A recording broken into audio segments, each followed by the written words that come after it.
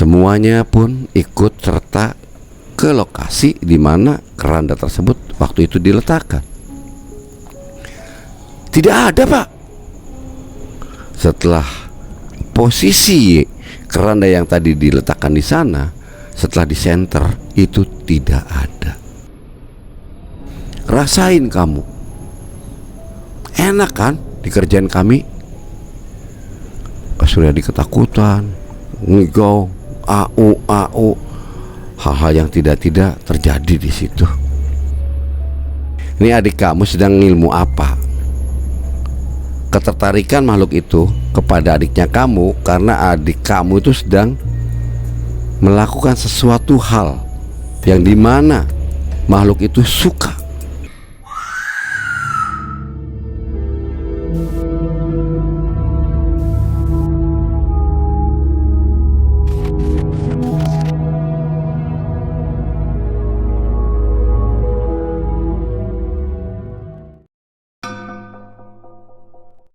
Assalamualaikum warahmatullahi wabarakatuh. Salam jumpa kembali bersama saya Jampang kepada sobat melihat malam dimanapun Anda berada. Minal aizin wal faizin, mohon maaf lahir dan batin apabila kami dan tim memiliki kesalahan, ada perkataan yang kurang mengenakan, mohon dimaafkan. Dan saya pribadi mendoakan untuk pada sobat melihat malam dimanapun Anda berada, semoga dimudahkan dalam segala urusannya dan diberi rezeki yang berlimpah ruah serta dapat barokah dari Allah Subhanahu wa taala. Bagi yang baru bergabung, mohon subscribe-nya agar tidak terketinggalan dengan video-video kami selanjutnya.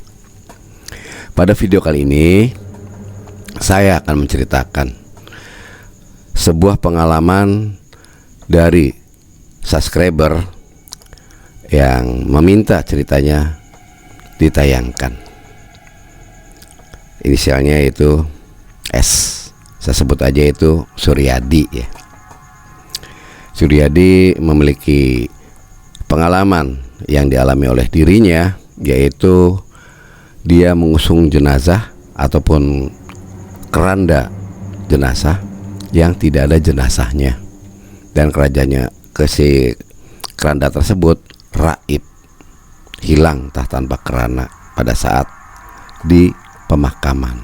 Baiklah sobat melihat malam dimanapun Anda berada, Alkisah ini terjadi pada tahun 1987-an. Suryadi mengalami satu kejanggalan, dan kejadian ini dirasakan oleh Suryadi sampai Suryadi hampir gila. Pada waktu itu berawal Suryadi selepas pada maghrib. Waktu itu dia ada di wilayah dekat masjid, yaitu adanya di Masjid An-Nur. Setelah pada maghrib ya, kebetulan waktu itu malam Jumat. Kebiasaannya dia selalu ada di masjid sampai pada Isya. Kalau setiap malam Jumat, wiridan yang dilakukan oleh dia. Dia memang sedang memperbaiki dirinya akan keterpurukannya atas perbuatan-perbuatannya yang di masa lalu. Dia ingin menempuh satu perubahan kehidupan yang betul-betul diharapkan olehnya, kehidupan yang betul-betul kehidupan yang lebih membaik.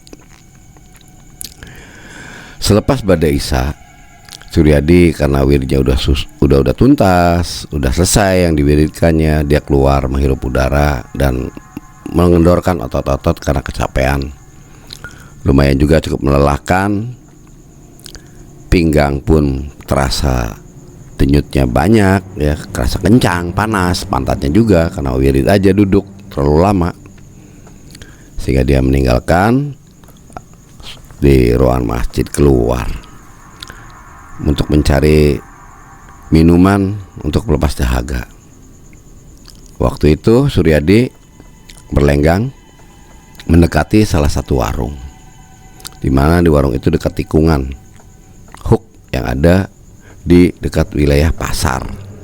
Karena masjid dengan pasar jaraknya kurang lebih itu antara 300 meteran sampai 500 meter. Waktu itu di saat Suryadi di warung itu membeli minuman soft drink, tampak waktu itu banyak ramai sekali orang-orang yang lalu lalang. Dari kejauhan Suryadi melihat ada beberapa orang yang sedang mengusung keranda mayat. Tampaknya ini ada orang yang meninggal. Hati kecil Suryadi ingin membantu atau bertajiah, minimalnya itu mengangkat keranda tersebut. Beberapa orang yang mengangkat keranda dipimpin oleh seseorang yang bertalkin. Suryadi menghampirinya karena waktu itu rombongan yang membawa jenazah itu mendekati persimpangan itu di perempatan. Suryadi menghampirinya dan ikut kembali turut serta mengangkat keranda itu. Dia langsung menggantikan posisi yang di depan. Allahumma sholli ala sayyidina Muhammad. Diangkatlah keranda itu sembari ngikutin talqin. La ilaha illallah, la ilaha illallah. Tanpa terasa terus Suryadi ngikutin arah. Beberapa orang melihat juga ikut berlarian, ikut mengangkat juga. Yang di sebelah kanan digantikan kembali oleh orang yang pendatang baru yang mengangkatnya. Waktu itu Suryadi melihat orang yang membawa keranda mayat itu semuanya pakai kerudung. Jadi seperti cupluk gitu, mukanya tertutup sehingga tidak tahu wajahnya seperti apa. Karena pikirannya Suryadi yang jelas saya hanya ingin berbuat yang baik, ingin mencari amal kebaikan di dunia ini. Terus aja Suryadi melakukannya. Kemudian ada lagi orang yang berlari menggantikan posisi yang mengangkat jenazah yang sebelah kiri di belakang. Begitupun salah satunya lagi, ada lagi yang datang menghampiri lagi untuk menggantikan mengangkat jenazah yang di sebelah kanan belakang. 4 sudah keranda diangkat oleh Suryadi bersama 3 orang lainnya yang masing-masing itu semuanya manusia. Terus talqin itu sampai kurang lebihnya perjalanan ke TPU kurang lebihnya itu antara 45 menitan karena jalan kaki. Sampai saat istilahnya memasuki ke wilayah di Jalan Yosudarso, waktu itu tidak ada satu orang pun yang melihat membawa jenazah itu. Suryadi bersama 3 orang dan yang memimpin talqin di depan berlima ini, yang 4 mengusung jenazah keranda mayat, yang di depan yang memimpin. Terus dikumandang terus sampai terus Suryadi agak kelelahan dan kecapean juga, cukup lumayan beratnya ini. Terus keringat pun bergucuran dan Suryadi tak mengenal lelah karena ingin berbuat amal dan ingin menghormati si jenazah pada pemakaman terakhir. Sampai terus dilakukannya oleh Suryadi. Rasa lelah pun tak dirasakan. Bapak yang sebelah kanannya Suryadi yang turut juga mengangkatnya sempat tengok-tengok juga melihat ke Suryadi, melihat ke kanan lagi. Tidak ada orang satupun yang menggantikan posisi dirinya. Capek juga nih. Terus aja tambah agak berat saat ingin memasuki wilayah TPU. Tak satu pun orang yang menghiraukan. Bapak-bapak yang mengangkat keranda itu termasuk Suryadi. Tidak ada yang menyapa, seakan tidak ada yang kenal satupun. Sampai memasuki wilayahnya di posisi TPU, sudah tampak di situ beberapa makam yang dilaluinya. Si pemimpin yang di depan terus berjalan sampai posisi itu ada di tengah-tengah pemakaman, di pemakaman umum. Suryadi juga agak kebingungan ini gimana, karena ini udah malam. Saat itu penerangan pun kurang, agak remang-remang. Hanya untuk jalan dilalui oleh jenazah ataupun keranda mayat ini tampak remang-remang. Namun di sekitar dan sekelilingnya itu gelap karena kurang penerangan dari cahaya lampu penerangan jalan. Orang yang mengangkat jenazah di sebelah kanannya Pak Suryadi, dia melihat ke Suryadi. "Pak, ini kemana Pak? Saya sendiri juga nggak tahu." "Loh, bukankah Bapak?" "Iya, saya sendiri juga sama, baru istilahnya bukan dari rombongan yang mengangkatnya. Nah, rombongan ini kemana saya juga sendiri nggak tahu ini. Kebingungan adanya kemana nih orang yang 4 ini setelah kami gantikan. Mereka nggak mau gantikan lagi, berat juga ini, udah capek juga kita. Mana keringat ini semuanya udah bercucuran."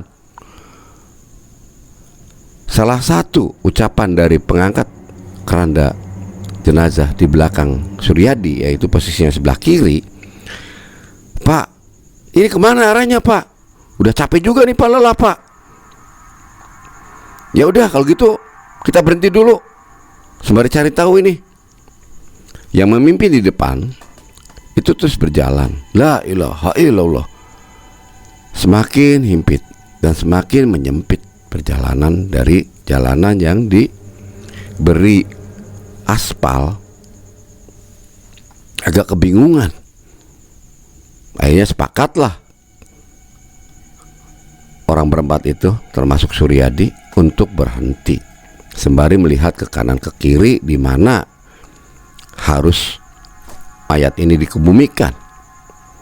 Saat itu pun keranda mayat diturunkan dan Suryadi memanggil orang yang tadi memimpin di depannya pakai kerudung. Wajahnya tidak tampak karena tertutup oleh kerudung. "Pak, ini mau dibawa kemana Pak? Pak, woi, Pak." Tidak menengok sama sekali, seakan-akan kayak tidak mempedulikan teriakannya Pak Suryadi memanggil-manggil yang memimpin di depan itu. Sampai dihampirilah oleh Suryadi dan bapak yang mengangkat sebelah kanannya Pak Suryadi ini, karena semua itu tidak saling mengenal. Yang di sebelah kanan pun memanggil juga, "Pak, ini mau dibawa kemana?" Yang di belakangnya bapak satunya yang di sebelah kanan juga mengatakan sama, teriakan-teriakan. Namun orang yang di depan itu tidak menghiraukan. Suryadi menanyakan kembali kepada bapak yang sebelah kanannya. Begitupun bapak yang sebelah kanannya bertanya lagi kepada Suryadi. Orang berempat itu pada kebingungan. Ya sudah, kalau begini kita ikutin orang itu, mau dilihat dimakamkannya di mana. Berempat menghampiri, mencari orang tersebut yang tadi memimpin. Ternyata orang itu sudah hilang, entah kemana. Waduh, Pak, jangan-jangan Pak, ini orangnya kemana ini? Kita nggak ada ini, udah gelap, udah mentok lagi ini, kesananya sawah. Ini gimana Pak? Coba kita lihat liang lahatnya di mana. Barangkali ada penggali kuburnya, kita bisa minta bantuan untuk dia mengangkat jenazah itu. Karena biar barang-barang kita ngangkat, kita udah capek juga. Iya, cari beberapa waktu dari sudut ke sudut, berempat mencarinya. Tidak ada satupun tempat yang digali untuk liang lahat di situ.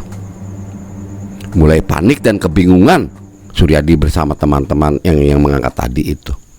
Ketiga orang yang mengangkat jenazah di saat itu selainnya Suryadi. Suryadi menanyakan ke salah satu orang yang mengusung jenazah itu, jenazah, "Pak, jadi gimana Pak?" "Ya terus gimana? Apa kita tanggung nih, kita nyari, barangkali aja. Ya sudah, salah satu pengangkat jenazah yang di belakangnya Suryadi itu berteriak kembali, minta bantuan, barangkali ada orang yang ada di pemakaman itu. Dia berteriak, minta tolong, minta tolong. Tidak ada satupun menyahut. Suryadi terus berjalan, melihat ada gerbang di sana, kayak macam pintu kecil. Lewat ke situ dan meminta tolong kepada salah satu orang yang sedang duduk di tempat pos kamling. Pak, punten Pak, minta tolong Pak. Iya, ada apa Pak? Saya tadi kebingungan ini Pak. Bapak tahu nggak? Ada yang meninggal hari ini. Terus liang lahatnya di mana? Saya belum tahu Pak.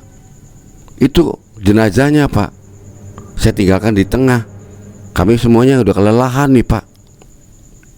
Ayo katanya itu. Beberapa orang yang ada di pos kamling itu yang sedang main gaplek mengikuti Pak Suryadi sampai menunjukkan arah di mana posisi jenazah ditempatkan waktu itu.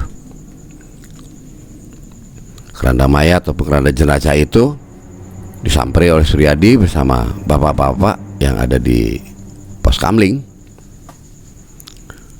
Kebetulan mereka bawa senter juga karena malam hari selalu menyenterin, barangkali ada sesuatu yang dibutuhkan ataupun untuk mencari penerangan, takutnya ada hal-hal yang dicurigakan yang enggak.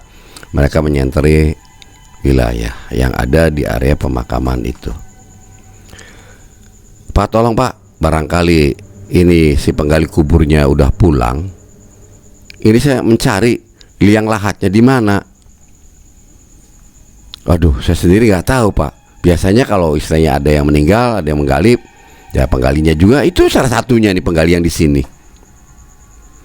Salah satu yang sedang di pos ronda itu ikut, dia adalah penggali juga, penggali kubur di TPU itu. Dari pagi saya tidak dapat kabar ada orang yang meninggal Pak.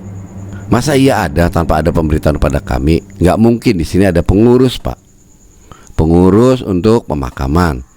Salah satunya saya sendiri adalah tukang gali kubur. Waduh, Suryadi agak kebingungan.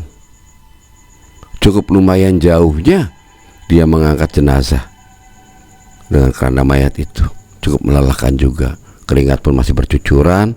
Dengan ucapan dari salah satu penggali kubur, kebetulan dia sedang meronda, memberitahu kepada Pak Suryadi dari pagi tidak ada pemberitahuan ada yang meninggal. Waduh, yang bener Pak. Suryadi sempat penasaran menanyakan kembali. Bener kok Pak, saya itu salah satu penggali kubur di sini. Tapi kalau Bapak penasaran, bolehlah, barangkali sempat saya tidak dikasih tahu, barangkali ada yang lainnya teman-teman saya yang menggalinya. Ya udah, disorot lah pakai senter dari ujung ke ujung, lorong-lorong. Hanya beberapa makam saja yang tampak di situ, batu nisan semua yang ada. Tidak ada celah pun di situ untuk digali untuk liang lahatnya si jenazah. Tuh Pak, kan gak ada Pak. Biasanya kalau ada kan pasti seenggaknya ada tanah yang terpaculi atau digali. Ini tidak ada sama sekali. Suryadi semakin kebingungan. Nah tadi keranda mayatnya disimpan di mana Pak? Itu Pak, di tepi jalan itu yang mau masuk kemari. Di senternya kembali. Mana Pak? Itu di sana. Ayo kita ke sana. Yang meronda menghampiri keranda mayat yang dimana waktu itu diletakkan oleh Pak Suryadi dan orang 3 pengusung keranda mayat itu. Orang 3 yang tadi ikut serta mengangkat keranda mayat itu duduk di batu nisan salah satu makam yang ada di sana. Pak, kemana aja Pak? Salah satu Orang yang mengangkat keranda mayat menanyakan pada saya, kepada Pak Suryadi. Pak Suryadi pun menjawab, saya mencari bantuan Pak, menanyakan, katanya di sini tidak ada yang digali dan tidak ada yang meninggal. Ini salah satunya ada penggali kuburnya. Loh, terus gimana? Gimana nasibnya nanti dengan jenazah itu yang ada di keranda mayat itu? Tukang penggali kubur sempat menyentri arah yang ditunjuk salah satu orang yang mengangkat keranda mayat tadi, yang meletakkan di tepi jalan di area pemakaman. Ternyata setelah disenterin tidak ada keranda mayatnya. Loh, mana Pak keranda mayatnya? Tidak ada ini. Masa sih Pak? Itu tepi jalan, saya tadi yang letakkannya berempat di sana. Nggak ada. Ayo kita cari situ. Kalau nggak percaya, Bapak jangan gurau Pak. Tukang penggali kubur menanyakan kepada salah satu pengusung jenazah itu. Beneran, tanya aja tuh sama Bapak yang tadi deketin Bapak. Ya itu tuh, tanya sok. Bener tak Pak? Bener Pak, itu disimpan di sana. Suryadi menjawab dari pertanyaan penggali kubur. Keranda itu disimpan di sana Pak. Kami ngikutin orang yang memimpin tadi di depan tuh yang menalkin mayit tuh. Saking capeknya karena tidak ada yang menggantikan, akhirnya kami sepakat untuk berhenti dan menyimpannya untuk istirahat dulu, memanggil yang mimpin tadi itu yang di depan, mau menanyakan ini mau dibawa kemana. Oh gitu. Tapi tidak ada kerandanya Pak. Disentri semua. Jadi yang ditunjuk oleh salah satu bapak-bapak yang ikut serta mengangkat keranda tersebut dan meletakkan di sana, itu di situ Pak. Ayo kita ke sana. Semuanya pun ikut serta ke lokasi di mana keranda tersebut waktu itu diletakkan. Tidak ada Pak. Setelah posisi keranda yang tadi diletakkan di sana, setelah disenter itu tidak ada. Alangkah terkejutnya Suryadi bersama 3 orang yang mengangkat keranda tadi. Waduh, Pak jangan mengada-ada Pak. Salah satu rekan yang tadi di pos kamling menanyakan kepada kami berempat. Jangan mengada-ada. Beneran kok Pak. Ngapain saya mau ngerjain Bapak? Sumpah. Apa Bapak gak percaya?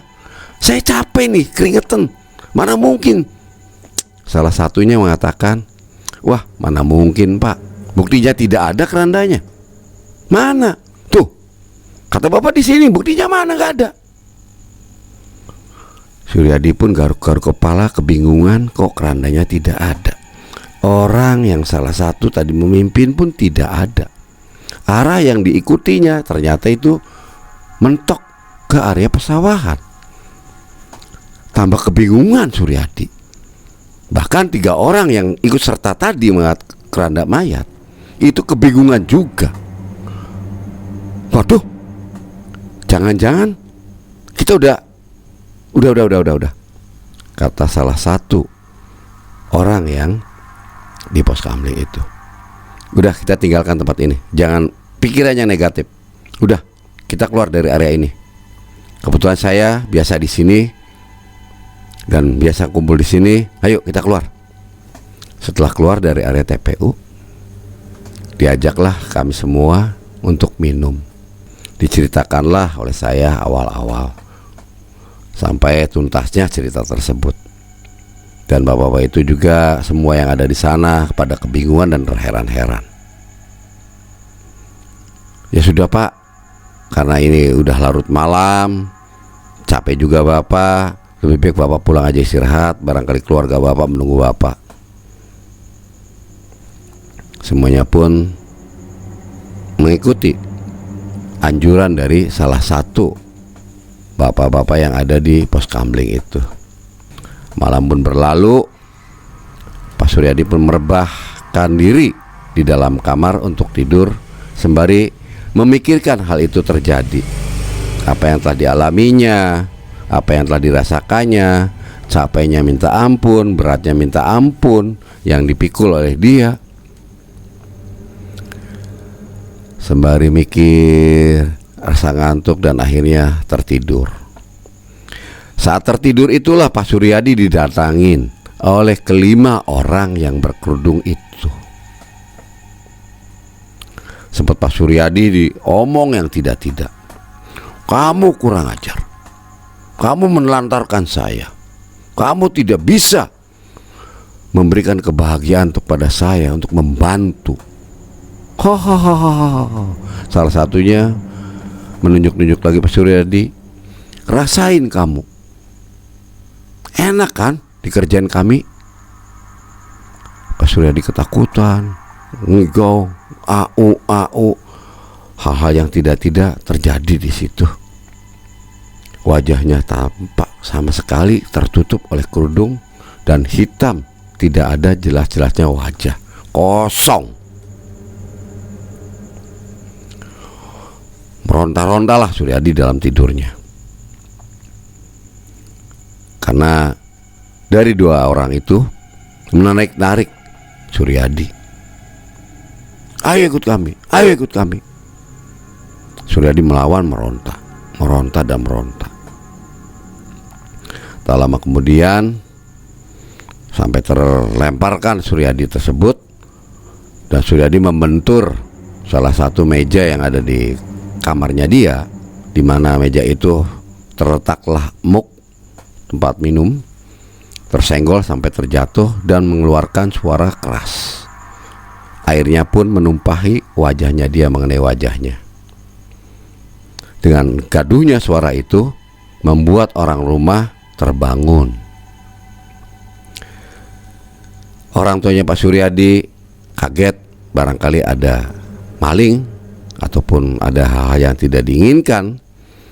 Dengan suara gaduh itu, keluar dari kamarnya mendekati sumber suara itu, karena sumber suara itu ada di tempatnya Pak Suryadi.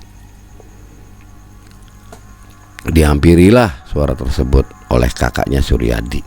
Kebetulan Pak Suryadi hidup dengan kakaknya satu rumah, masing-masing belum punya keluarga. Kakaknya masuk ke kamarnya Suryadi. Kenapa sih Sur? Kenapa kamu Sur? Ada apa? Ada maling kah? Begitu dilihatnya ke bawah, Suryadi sudah ada di bawah. Bahkan air pun menumpahi wajahnya dan pakaiannya. Pakaiannya basah. Kamu apa-apaan ada di bawah Sur? Ini kak, saya kayak mimpi kak. Astagfirullahaladzim. Udah bangun. Diangkatlah Suryadi oleh kakaknya.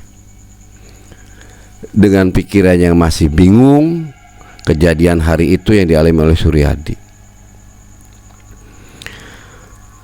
Keringat yang ada di dalam tubuhnya Suryadi itu yang bercucuran, tercampur juga dengan air yang menumpahi badannya dan mukanya. Kakaknya memegang keningnya Suryadi. Kamu kenapa Sur? Demam tak Sur? Keringatnya kayak gini banyak tuh. Panas apakah? Suryadi mulai terasa agak menggigil setelah kakaknya ngomong begitu. Dirasakan rasa ketakutan yang menghantui dirinya karena sosok itu menarik Suryadi, mengajak untuk ikut dan mendorong-dorong Suryadi dan melemparkan Suryadi sampai terjatuh. Saat itu pun rasa takut, rasa kalut yang ada di dalam diri Suryadi semakin bertambah kuatnya. Aduh kak, saya ngalami hal yang tidak benar kak. Hal yang aneh tadi malam itu selepasnya Bada Isya. Terus apa yang kamu alami Sur? Waktu itu saya selepasnya Bada Isya, setelah wirid dan capek itu, saya mau cari air minum ke warung.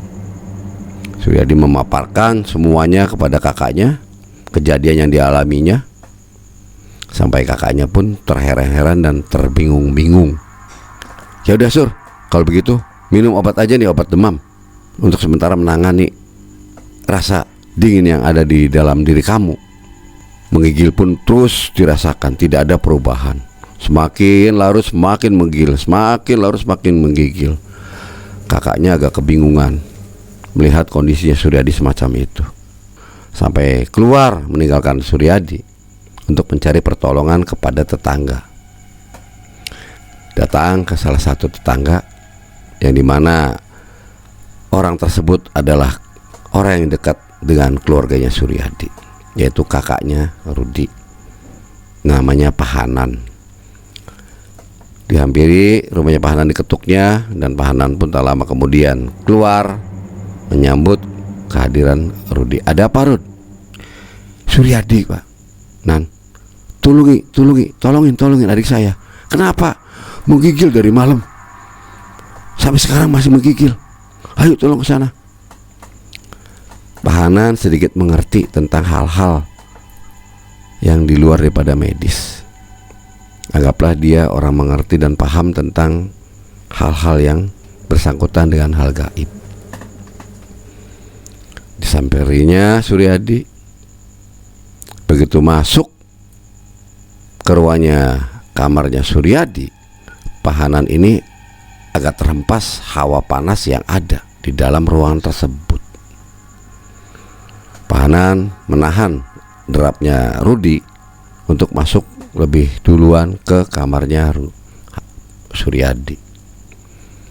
Bentar, Rud, ada yang gak beres sama adik kamu. Ini sakitnya bukan sakit biasa, ini bukan medis. Ada yang mengganggu dia.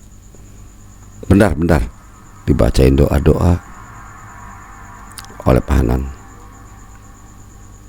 Lepas dari itu ditiupkanlah doa tersebut ke ruangan kamarnya Suryadi. Tak lama kemudian Suryadi pun agak membaik. Yang tadinya menggigil kencang udah mulai mengendor dan diam. Barulah saat itu Pak Hanan dan Rudi menghampiri Suryadi. Kenapa, Sur? Yang dirasakan kamu kenapa? Dipeganglah keningnya sembari kepala ubun-ubunnya oleh Pak Hanan. Dibaca doa dan ditiupkan ke ubun-ubun. Saat itu juga alhamdulillah perubahan yang dirasakan oleh Suryadi itu membaik. Namun Rudi selaku kakaknya takut ada apa-apa dengan adiknya.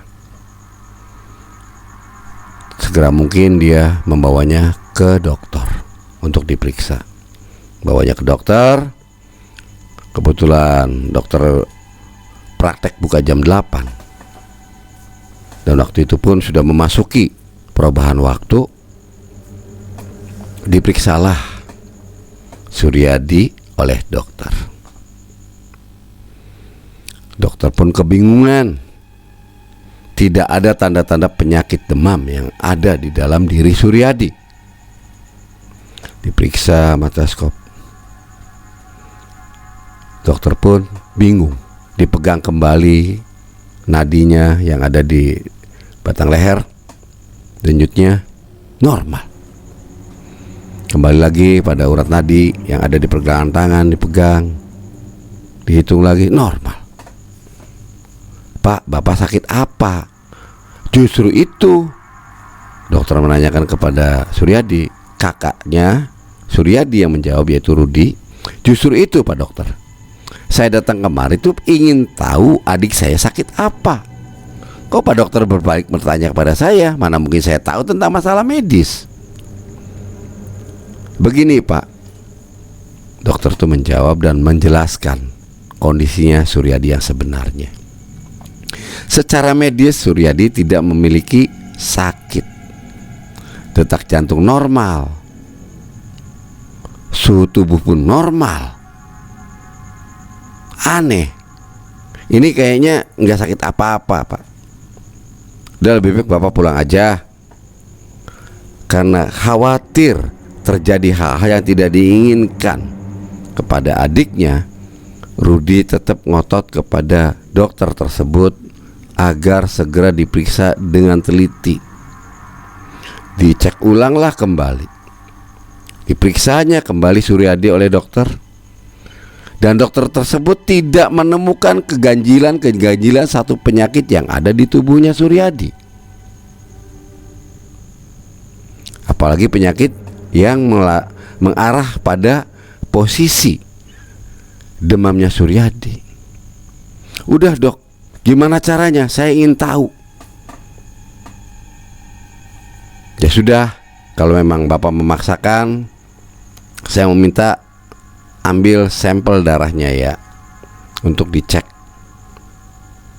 hemoglobinnya, barangkali ini kena demam berdarah. Tapi dari tanda-tanda dan detak jantung tidak ada hal arah ke sana. Kembali di senternya mata oleh senter dokter, dilihat normal. Satunya lagi oleh dokter kontrol lagi normal. Buka lidahnya, mulutnya dibuka, lidahnya dijulurkan.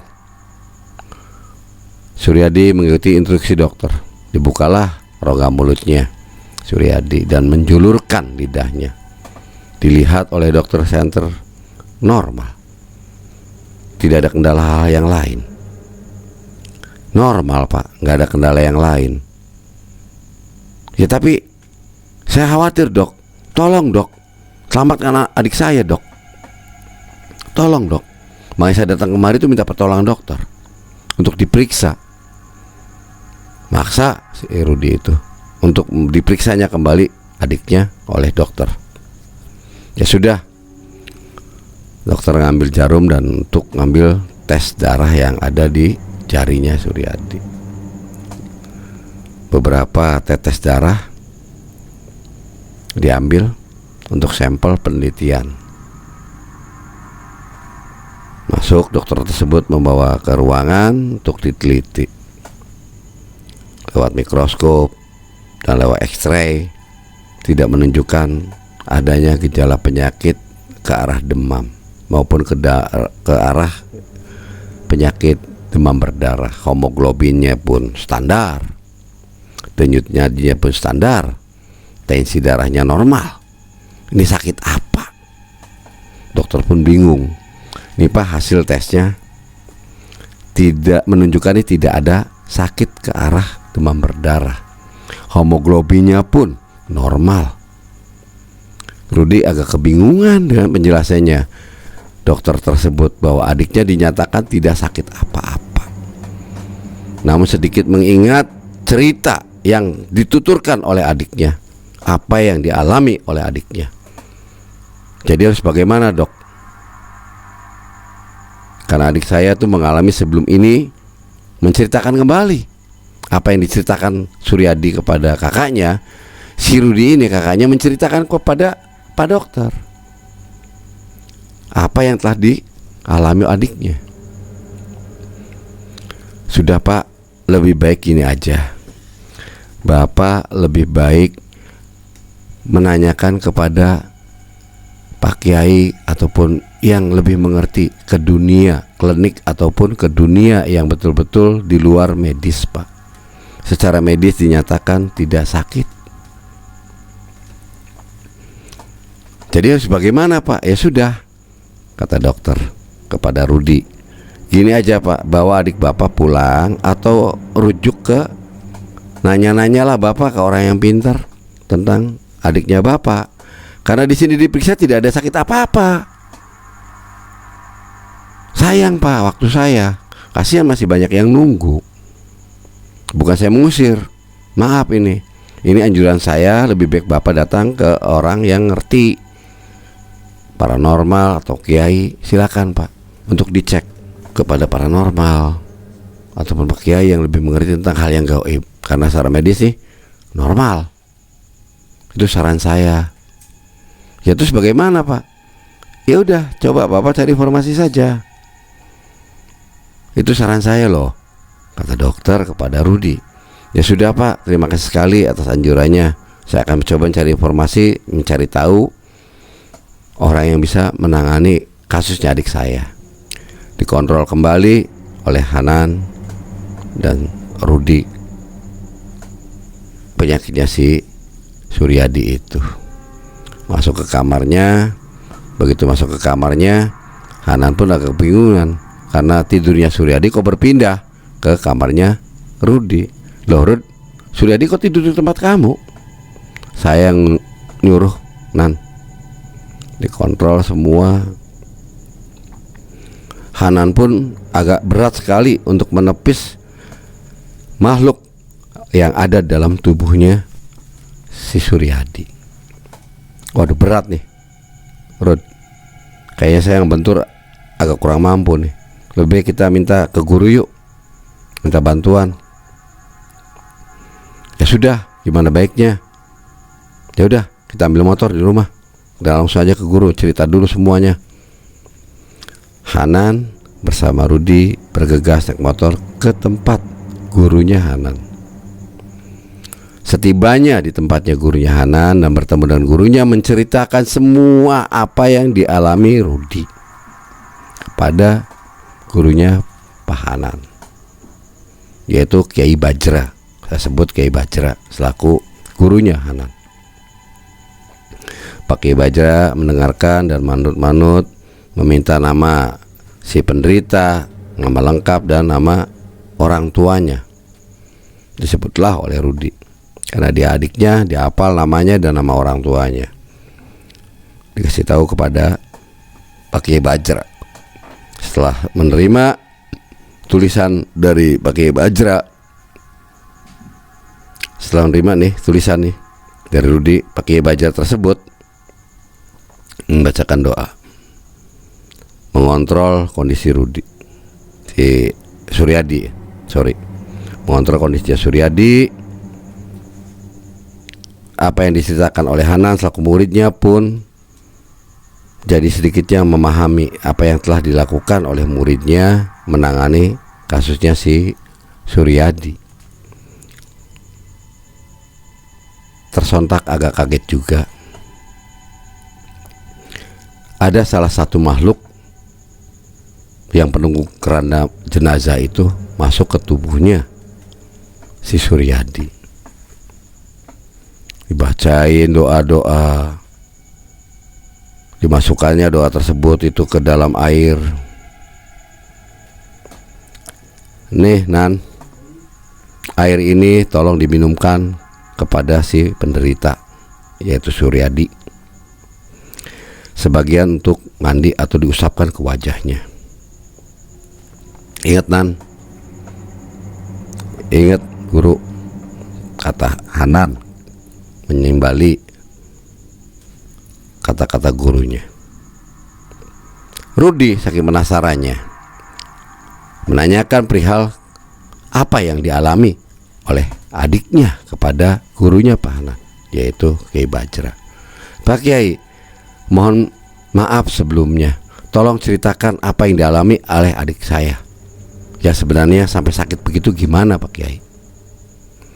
Diberi ulasanlah oleh Pak Kiai Bajra tentang adanya sosok makhluk astral yang menghinggapi di tubuhnya Rudi, yang mempengaruhi jiwanya Rudi.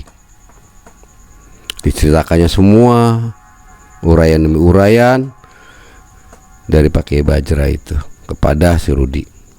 Rudi pun diam dan mangut-mangut sampai kebingungan dan bingung, yang betul-betul bingung, karena baru kali ini Rudi mendengar cerita kejadian yang dialami oleh adiknya, bahwa makhluk astral ataupun makhluk gaib bisa menempel dan merasuki di tubuh manusia.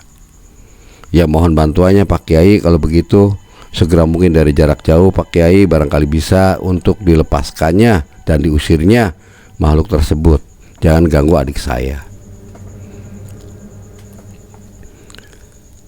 Diuraikan juga keterangan-keterangan yang dialami Suryadi oleh Kiai Bajra, dituturkannya kepada kakaknya yaitu si Rudi. Rud, maaf, ini adik kamu sedang ilmu apa? Ketertarikan makhluk itu kepada adiknya kamu karena adik kamu itu sedang melakukan sesuatu hal yang dimana makhluk itu suka dan dibutuhkan oleh makhluk itu, sehingga dia ingin ikut. Rudi pun kebingungan.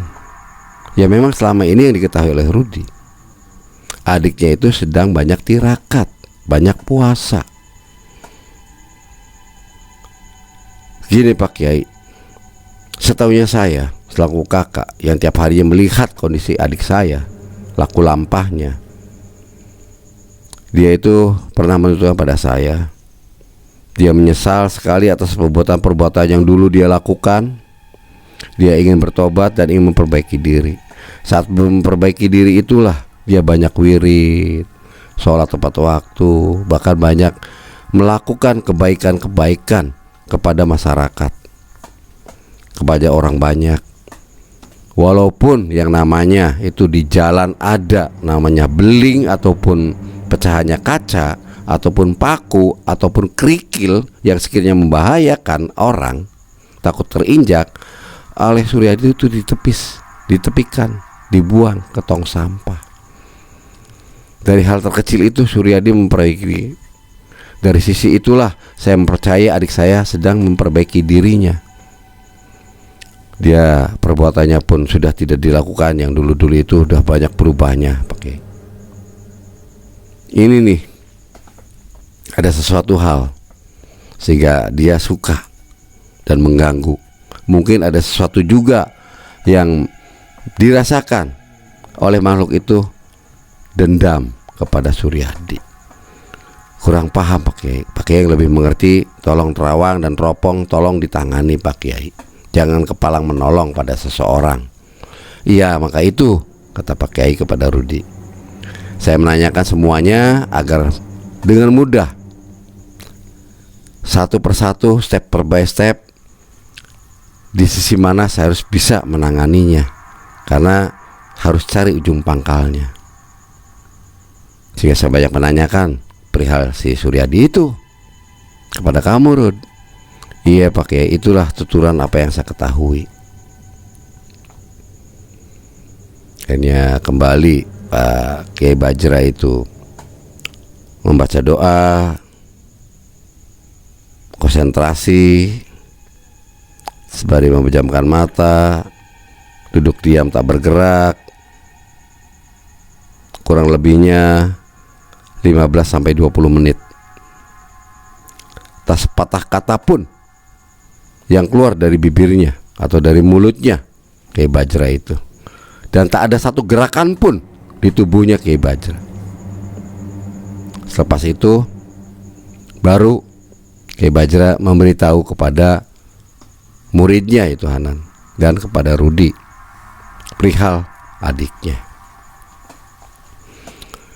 Alhamdulillah Nan, Suryadi sedang dalam perjalanan perbaikan diri untuk hijrah. Namun di sisi lain, rintangan yang harus dilaluinya itu banyak sekali, godaan dan cobaannya. Wajar saja dia sedang memikul penderitaan yang dulu dia lakukan, perbuatan-perbuatan tidak baik. Sekarang dia sedang diringankan dari dosa-dosanya. Dia banyak beramal, banyak bersedekah. Itulah hal-hal yang sangat menguntungkan dirinya untuk perbaikan pertobatannya. Namun ada perihal yang lain. Makhluk gaib ini sedang mencari tuan. Dengan awal, kalaupun makhluk itu masuk, bisa mempengaruhi jiwanya, sehingga orang tersebut meninggal dan ikut pada dia. Jiwanya bisa terikat dan dipengaruhi untuk kekuatan si makhluk itu. Namun alhamdulillah, karena si Suryadi ini sudah dalam perjalanan perbaikan diri, dia kuat, memiliki benteng yang kuat. Alhamdulillah. Udah, sekarang ini aja, jangan pikir yang enggak. Yang penting tadinya sembuh jadi sembuh atas bantuan Allah semata. Suryadi bisa sembuh bukan lantaran bantuan saya. Saya hanya perantara saja yang mengabulkan sembuhnya Suryadi dan menyehatkannya Suryadi hanya Allah semata. Kiai Bajra menuturkan kepada Rudi maupun kepada muridnya itu Hanan, segeralah kalian pulang menemui Rudi dan diberikan minuman. Yang doa ini saya sudah berikan pada kamu. Dan tolong jangan sungkan-sungkan kamu menanyakan kepada Suryadi agar Suryadi dirubah saja amalannya ataupun wiridanya. Baca saja subhanallah walhamdulillah wala ilaha illallah wallahu akbar secapainya. Tidak ada hal-hal harus sekian jumlahnya, tidak. Sebelum itu perbanyaklah istighfar dan sholawat. Dah itu aja. Pertahankan dan tingkatkan iman dan takwanya. Insya Allah tidak ada gangguan apa-apa. Segera sananan, jangan buang-buang waktu. Hanan dan Rudi pamitan dan berlalu dari rumahnya gurunya Hanan itu untuk menemui Rudi di rumahnya, menemui Suryadi di rumahnya Rudi. Menghampirilah ke sana. Setelah tibanya langsung masuk ke kamar. Ketemu, kebetulan waktu itu Suryadi sudah bangun dan sedang duduk di pojokan tempat tidur. Saat itu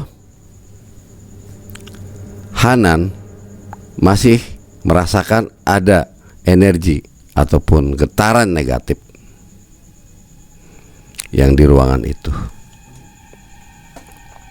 Tampaknya ini Rud sudah membaik, tapi ada hal yang aneh nih, ada getaran panas ini.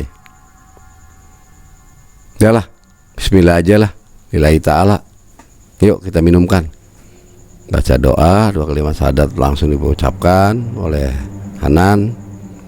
Bersalawat, berwasilah kepada Rasulullah 3 kali dan meminumkannya air doa yang dari gurunya kepada Suryadi. Setelah diminumkannya, sebagian diusapkan ke wajahnya dan ke ubun-ubunnya. Setelah semuanya dibalurkan sisa air itu kepada tubuhnya Suryadi. Tak lama kemudian, setelah minum dan dibalurkan itu, Suryadi mulai agak membaik. Dirasa oleh Suryadi agak enakan. Kak, lapar, pengen makan kak saya kak, kata Suryadi kepada Rudi kakaknya. Jadi makan, Rud. Udah makan tuh Sur. Hanan pun menembali ke si Rudi. Ya Rud, kamu juga makan Rud, kamu kan belum makan. Ya udah kita makan bertiga aja yuk sekalian tuh di warung Lengko aja di luar yuk, karena kita tidak ada masakan. Bertiga pun menuju warung Lengko dan makan. Sampai di sana bercerita lagi setelah makan itu. Rudi mengajak, udah ceritanya jangan di warung, enak di rumah aja biar nggak mengganggu pelanggan ataupun si pembeli. Ya udah sepakat kembali lagi ke rumahnya Rudi. Disitulah menceritakan semua apa-apa yang dirasakan, apa yang telah diamanatkan oleh gurunya kepada Rudi untuk disampaikan pada Suryadi. Saat itu juga Hanan mengingatkan dan Rudi juga mengingatkan kepada Suryadi apa-apa yang telah diamanatkan oleh gurunya Hanan. Sur, nih kamu amalannya diganti saja, baca ini saja, insya Allah. Dan ada salah satu lagi yang sempat terlupakan waktu itu. Pak Kiainya memberi ungkapan bahwa diselipkannya ya Kudus, ya Latif itu ke Suryadi. Oh iya, ya sudah nggak apa-apa, tambahan kalau itu udah selesai itu ditambah aja. Seikhlasnya kamu, Sur. Insya Allah kamu membaik dan insya Allah kamu pun akan menemui jalan kebenaran, jalan yang dicari oleh kamu. Asal kamu mendawamkan apa yang dianjurkan oleh guru saya. Insya Allah bukan semata-mata karena guru saya, semata-mata itu karena Allah dan ketakwaan kamu kepada Allah. Tutur Hanan ke Suryadi. Ya, terima kasih kakak atas bantuannya serta memberikan ilmu yang bermanfaat untuk saya. Saat itu juga Suryadi mendawamkan dan tidak pernah dirasakan oleh Suryadi gangguan-gangguan lagi. dari makhluk itu, sampai Suryadi pun ngerasa enak dan selalu beramal tiap harinya, selalu berbuat baik kepada masyarakat, pada siapapun makhluk ciptaan Allah. Selagi Suryadi bisa membantu, dia membantu. Alhamdulillah Suryadi terlepas daripada hal itu. Dan sampai sekarang pun Suryadi selalu berbuat baik. Alhamdulillah sekali. Begitulah ceritanya untuk sobat melihat malam dimanapun Anda berada. Saya mohon pada kalian ambil hikmah daripada cerita ini. Berbuat baik itu belum tentu diterima baik oleh orang lain. Dan tolong ambil kebaikan-kebaikan yang ada di cerita ini dan buang jauh-jauh kejelekan yang kurang bermanfaat, buang jauh-jauh. Lakukanlah kebaikan agar hidup Anda insya Allah akan membaik. Dengan ketakwaan, keimanan pada Sang Pencipta, insya Allah kalian semakin bisa merasakan aji rasa yang ada dalam diri. Oke, akhirul kata, saya akhiri cerita ini. Apabila ada kata-kata yang kurang berkenan di hati, saya mohon maaf lahir batin. Wabil taufik wal hidayah. Wassalamualaikum warahmatullahi wabarakatuh.